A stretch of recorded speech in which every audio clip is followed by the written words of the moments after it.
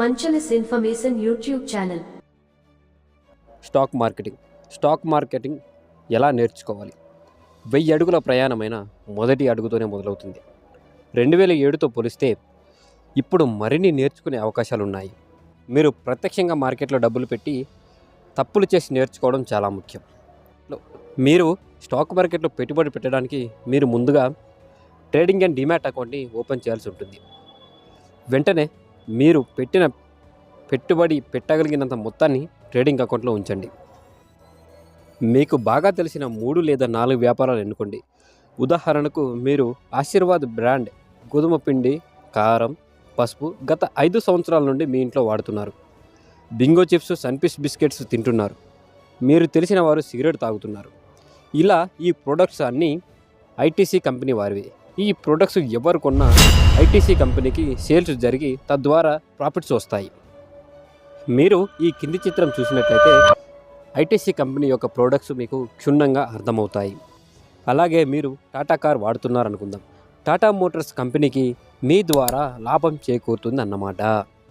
అలాగే మీరు, మీ కుటుంబ సభ్యులు, బంధువులు, ఫ్రెండ్స్ ఇలా టైటాన్ వాచ్ ఎవరు కొన్నా, తన్నిష్క జ్యువెలరీ షాప్లో బంగారు నగలు కొన్నా, కెరెంట్ అండ్ 1 గ్రామ్ గోల్డ్ నగలు కొన్నా, టైటాన్ ఐప్లస్లో కళ్ళద్దాలు కొన్నా, టెనారాలో చీరలు కొన్నా టైటాన్ కంపెనీకి సేల్స్ జరిగి తద్వారా మీకు టైటాన్ కూడా టాటా ఒక కంపెనీయే.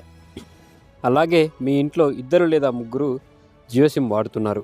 అప్పుడప్పుడు రిలయన్స్ ట్రెండ్స్ డిజిటల్ స్మార్ట్ బజార్లో కొనుగోలు చేస్తున్నారు అనుకుంటే మీ ద్వారా రిలయన్స్ ఇండస్ట్రీకి కూడా లాభం వస్తుందన్నమాట. మీరు ఇక్కడ చూడొచ్చు, రిలయన్స్ యొక్క సామ్రాజ్యపు కంపెనీలన్నీ మీ ముందు ప్రదర్శించబడ్డాయి.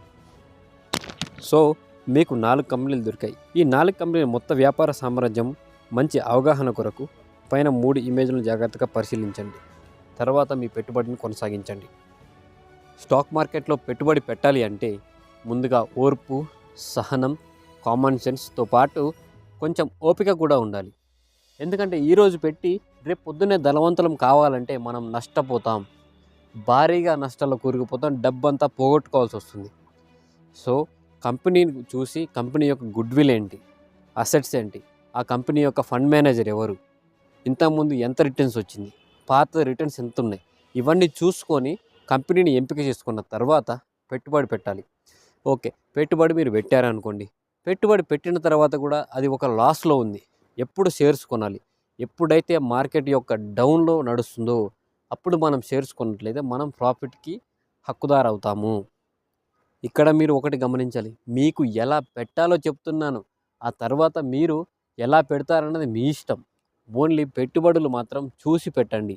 ఎందుకంటే డబ్బులు ఎవరికి ఊరికే రావు. కంపెనీ యొక్క చరిత్రను క్షుణ్ణంగా చూసిన తర్వాత ఆ కంపెనీ ఇప్పుడు ప్రజెంట్ ఎలా పర్ఫామ్ చేస్తుంది, ఫ్యూచర్లో ఎలా పర్ఫామ్ చేయబోతుందని అనలైజెస్ చేసుకున్న తర్వాత అందులో యొక్క స్టాక్స్ని మీరు కొనుక్కోవచ్చు. మీకు ఈ వీడియో అర్థమైంది అనుకుంటున్నాను. Thank you.